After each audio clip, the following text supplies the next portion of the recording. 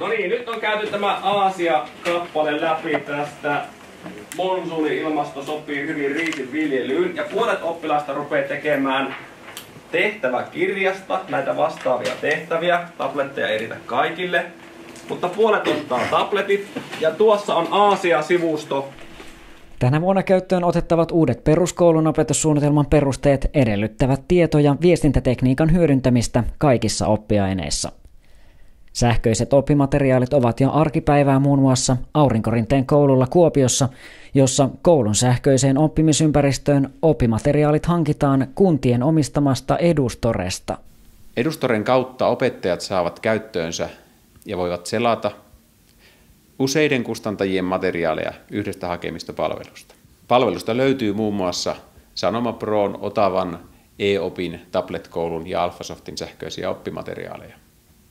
Edustoren hyllystä löytyy jo satoja kunnille valmiiksi kilpailutettuja oppimateriaaleja ja oppimissovelluksia 10 eri kustantajilta. Rehtori voi tehdä kilpailutetun hankinnan muutamassa minuutissa, jolloin se tulee hetkessä opettajien nähtäväksi ja linkitettäväksi oppilaiden käyttöön osaksi tuttua sähköistä oppimisalustaa. Opettajat ja oppilaat pääsevät siis käyttämään palvelua nykyisillä käyttäjätunnuksillaan.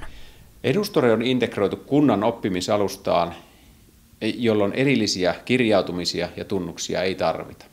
Edustoren kautta opettajat näkevät oppilaiden suorituksista kootut arviointitiedot yhdestä näkymästä, jolloin opettajan ei tarvitse seikkailla erilaisissa kustantajien palveluissa hakemassa näitä tietoja. Lisäksi Edustoren kautta kunnan hankinnoista vastaava tai koulun hankinnoista vastaava rehtori näkee käytön tilastoinnin, jolloin hän saa tietoa siitä, millä tavalla sähköisiä oppimateriaaleja käytetään.